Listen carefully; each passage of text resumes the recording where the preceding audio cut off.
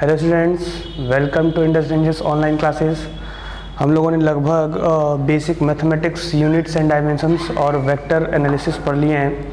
अब कुछ जैसे बच्चों का आ रहा था कि एरर में कुछ चीज़ें नहीं समझ में आ रही थी, तो एरर्स के कॉम्प्लेक्स क्वेश्चन को इजी वे में डिस्कस कर रहे हैं। कुछ 2-3 ऐसे क्वेश्चन थे जिसके लिए आप लोगों ने बोला था हमसे, तो उन्हीं पे वर्क करते हैं। देखिए क्वेश्चन दिया हुआ है, percentage error in the measurement of mass and speed are 2% and 3% respectively. Estimate the error of kinetic energy. देखिए परसेंटेज एरर ऑफ मास 2% और एनर्जी का मास और वेलोसिटी का दिया हुआ है 3%, और आपसे बोल रहा है estimate the error of the kinetic energy. ठीक है, कोई बात नहीं, बहुत टफ सवाल दिया हुआ है पर बहुत ही आसान से हम लोग करेंगे। वैसे टफ नहीं है इजी। ठीक है, ये पूछा हुआ है, एनसीईआरटी के एडिशनल में मिलता है और आपके अपकमिंग एग्जामिनेशंस में भी आते हैं। तो देखिए हमने आपको कॉम्बिनेशन ऑफ एरर समझाया हुआ है। कॉम्बिनेशन ऑफ एरर क्या कहता है बेटा? हाफ काइनेटिक एनर्जी क्या होता है? सबसे पहले हाफ एम वी स्क्वायर। देखिए हमें ये पता है कि जो कॉम्बिनेशन ऑफ एरर है उसमें ये बोलता है कि अगर आपका कॉम्बिनेशन ऑफ एरर में अगर आपका कुछ इस तरीके से फॉर्मेट आए, यानी कि प्रोडक्ट प्लस एक्सपोनेंट, देखिए ये तो एक्सपोनेंट ही है, और अगर आपका प्रोडक्ट प्लस एक्सपोनेंट फॉर्मेट आए तो उसमें करना क्या होता है, जो आपका एरर होता है नेट एरर वो क्या हो जाता है? इंडिविजुअल फ्रैक्शनल एरर्स का सम या फिर परसेंटेज एरर्स का सम, यानी कि डेल्टा। याद कीजिए हम लोग कैसे लिखे थे, delta x is equal to क्या, कुछ ऐसा फॉर्मूला लिखे थे, delta a by a plus minus क्या हो जाएगा, इसका एक्सपोनेंट है तो पावर बगल में, इसका एक्सपोनेंट 1 है तो चलिए 1 यहाँ पे बगल में कर देते हैं, और ये क्या हो जाएगा plus minus delta b by b. कुछ ऐसा फॉर्मूला हमने आपको, सॉरी यहाँ पे सिर्फ प्लस रहता है और यहाँ प्लस माइनस होता है, ये हमने आपको कॉम्बिनेशन ऑफ एरर में बताया था। बस इन्हीं फॉर्मूले से इसको हम डील करेंगे। यहाँ पे हम देख रहे हैं कि मास है तो परेशान नहीं होना है। माइंड में आता होगा कि कौन सा कॉन्सेप्ट पे ये क्वेश्चन होगा, एक्सपोनेंट तो एक का दिया एक का नहीं दिया है, एक्सपोनेंट के साथ इनटू है, तो बिल्कुल परेशान नहीं होना है।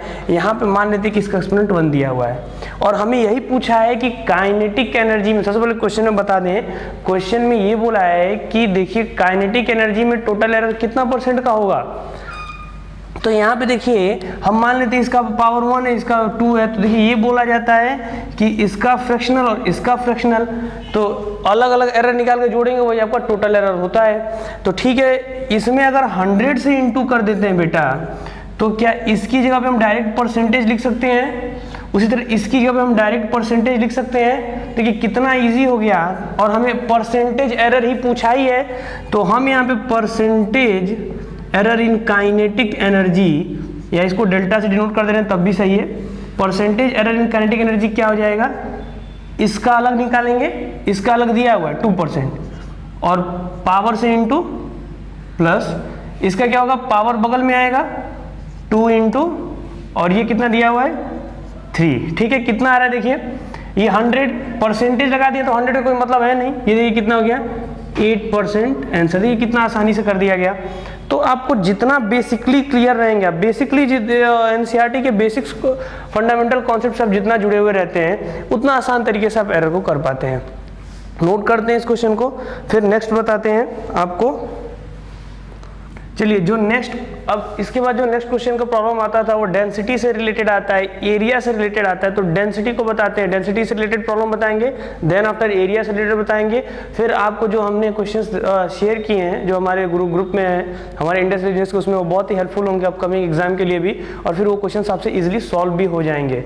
तो देखिए नेक्स्ट आपका ये तो हमने निकाला कि नॉर्मल था, एक अलग मास अलग था, वेलोसिटी अलग था, और उससे कंबाइन होकर क्वांटिटी थी काइनेटिक एनर्जी, उसमें एरर निकालना था।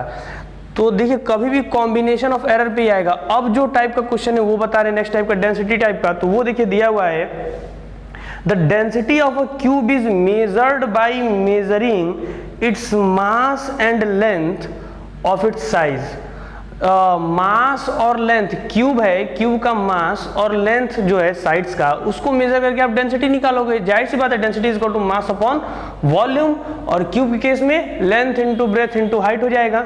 तो यहाँ पे देखिए बेटा दिया हुआ है, if the maximum error in the measurement of mass and length are 4% and 3%, mass में 4% और लेंथ में बेटा आपका 3% का एरर बता रहा है, फिर बोल रहा है the maximum then find the maximum error in the measurement of density, यानी कि आपको डेंसिटी के फील्ड में मैक्सिमम एरर क्या होगा ये पूछा है परसेंटेज में, यानी कि परसेंटेज में ही निकालना है। फिर से बहुत अच्छा सा कॉन्सेप्ट यूज कीजिए जो आपको बताया गया एक्सपोनेंट वाला, वो क्या होता है देखिए, density is equal to mass upon volume, ठीक है।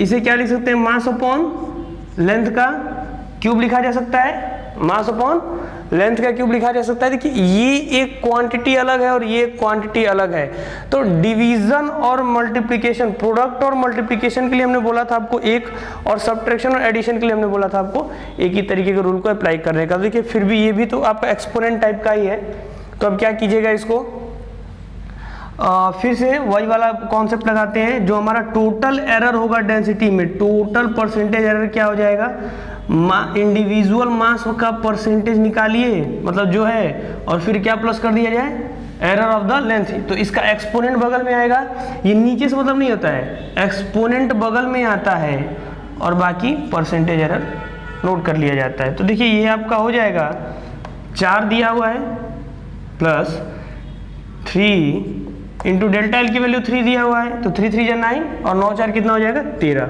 यानी कि लगभग 13% का एरर आ जाएगा। देखिए ये सब अपने में टफ क्वेश्चंस आप लोग को लग रहे थे, जिसके लिए परेशान थे बच्चे, और ये इतना आसानी तरीके से सॉल्व किया हमने। किया क्या फिर बता दे रहे हैं, याद कीजिएगा मेरे पिछले लेक्चर में आपको मिल जाएगा कॉम्बिनेशन ऑफ एरर में एक्सपोनेंट वाले को हमने बताया था, एक्सपोनेंट के साथ ही हमने डिवाइजर वाला भी बताया, तो बोला था कि एक्सपोनेंट और प्रोडक्ट में लगभग एक ही चीज चलती है। तो ये परसेंटेज वाले इस तरीके से आप लोग सॉल्व करोगे, देख लो इसको आराम से, नोट कर लेते हैं इसको।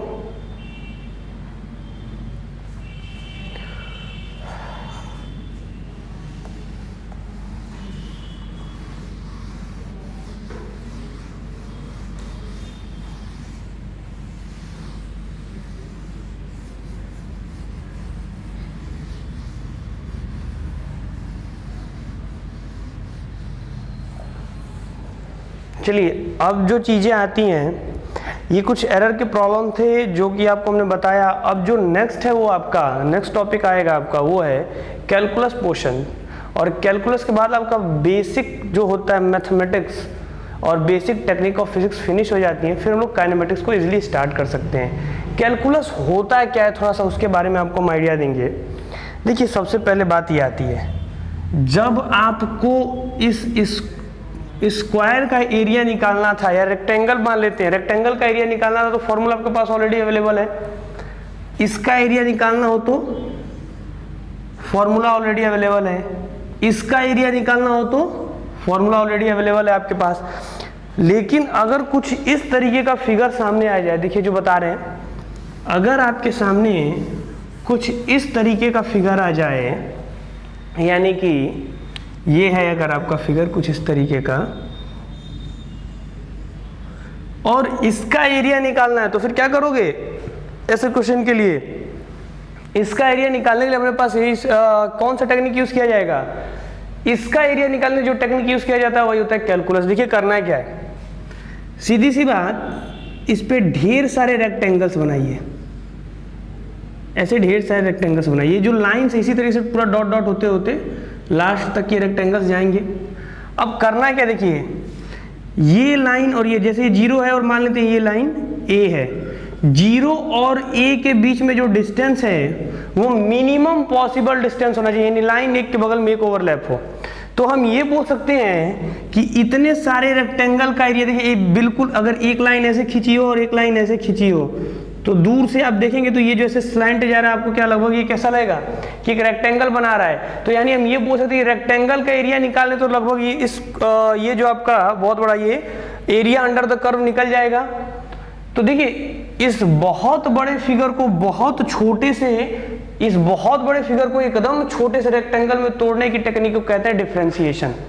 ठीक है, जैसे फॉर एग्जांपल हमारा शुगर का, जैसे देखिए ये शुगर की एक बोरी है 100 kg इसकी, तो ये क्या है 100 kg का मास है, ये 100 kg का मास है। अब इस 100 kg के मास को अगर हम लोग ब्रेक कर दें छोटे छोटे में, तो छोटे छोटे में ब्रेक क्या कर सकते हैं, इसके जो ये बोरी है इसे आप क्या कीजिए, कट कीजिए सीधे ऊपर की तरफ, और एक एक क्रिस्टल्स जो इससे निकाल रहे हैं वो क्या कर रहे हैं, बहुत इतने बड़े मास को इतने छोटे से मास में ब्रेक कर दिए। तो ये जो प्रोसेस होता है, ये जो टेक्निक होता है फिजिक्स का, इसको कहते हैं प्रोसेस ऑफ कैलकुलस। कैलकुलस की ये टेक्निक होती है, डिफरेंशिएशन इसको बोलते हैं। तो अब इसको हम लोग समझेंगे, इस पे हम लोग वर्क करेंगे। इसके कुछ फॉर्मूले होते हैं जनरल, इसके कुछ मेथड्स होते हैं, जैसे कि कुछ चीज़ों को आपको बता दें। इस वीडियो में कुछ चीज़ों को बताएंगे, जो कुछ नोटेशंस को बताएंगे, कुछ डी की वैल्यू बताएंगे। उसके बाद अगले वीडियो पे हम लोग फिर वर्क करेंगे। जैसे मान लीजिए अगर हम लिखते हैं d y by d x, तो इसका मतलब क्या होता है, y को हटा देते हैं, x को हटा देते हैं। अब इसके लिए कोई क्वांटिटी रख रहे हैं, d height by d time, h for height, t for time. कोई बच्चा मान लीजिए जन्म लेता है, तो टाइम के साथ उसके हाइट में जो चेंज होता है बहुत ही स्मॉल स्मॉल चेंज आता है। ह्यूमन बेबी की बात कर रहे हैं, अगर मानव का कोई बच्चा जन्म लेता है और आप देखते हो तो इनिशियल कंडीशन में टाइम के साथ उसके हाइट में धीरे धीरे चेंज आता है। ऐसा नहीं होता कि एक दिन में इतना बड़ा तो अगले दिन में इतना बड़ा हो जाएगा। धीरे धीरे वो जो हाइट की चेंजिंग है समय के साथ, वो क्या है, डिफरेंशियल चेंज, बहुत ही छोटा चेंज, जिसको हम लोग देख तो पाते हैं पर फील करने में थोड़ा सा हमें वो एक अनसर्टेनिटी टाइप का लगता है। फॉर एग्जांपल फिर से, तो ये डी जो ये डिनोट करता है, ये डी क्या हो जाएगा आपका, ये डी मैक्सिमम पॉसिबल चेंज को डिनोट करता है। जैसे अभी शुगर की बोरी थी 100 kg की, एक मास था, उसमें से अगर छोटा सा मास हटाना हो, मैक्सिमम इस पॉसिबल स्मॉलेस्ट मास जो कि आप फील कर सकें, तो क्या हो जाएगा, एक क्रिस्टल निकाल दे। हर सेकेंड में अगर आप एक एक क्रिस्टल निकालते जाए तो उसके मास में कुछ तो चेंज हो रहा है, भले ही वो आपके इलेक्ट्रॉनिक मीटर पे, वेट मीटर पे ना बताए, एक दाना निकालने से वो उतना का 100 ही बताए, पर अगर हर सेकंड आप निकाल रहे हो तो हो सकता है 2 घंटे बाद उसमें कुछ डिक्रीज आएगा। तो ये जो प्रोसेस होता है इसको हम लोग कहते हैं कैलकुलस का डिफरेंशिएशन। और जो डी होता है वो हमको क्या डिनोट करता है, मैक्सिमम पॉसिबल स्मॉलेस्ट चेंज। तो जो शुगर की बोरी थी उसके लिए क्या हो सकता है, D sugar upon dt, time के साथ शुगर के बोरी में जो चेंज आ रहा है, यानी क्या चेंज आ रहा है, मास में आ रहा है, तो हम लोग dm बाई dt भी बोल सकते हैं। हालांकि मास कांस्टेंट रहता है, ये आपको सिर्फ एक एग्जांपल के लिए ही था। तो ये आपका कैलकुलस का मेथड था। d का मतलब स्मॉलेस्ट पॉसिबल चेंज, इससे ज़्यादा छोटा चेंज पॉसिबल नहीं होगा, इससे ज़्यादा छोटा करने की कोशिश करेंगे तो 0 हो जाएगा। इसका मतलब ये होता है d का वैल्यू। ठीक है, d का मतलब जो होता है। तो अब आगे आपको ये भी चीज़ें लिखी हुई मिलेंगी। काइनेमेटिक्स में हम लोग को वेक्टर को बहुत यूज़ करना है, कैलकुलस को बहुत यूज़ करना है, इसलिए पहले इसको समझा दे रहे हैं कि आगे कोई दिक्कत ना हो। बाकी एरर के आप लोग क्वेश्चंस को देखिए और इस वीडियो को अच्छे से समझिए। ठीक है, थैंक यू।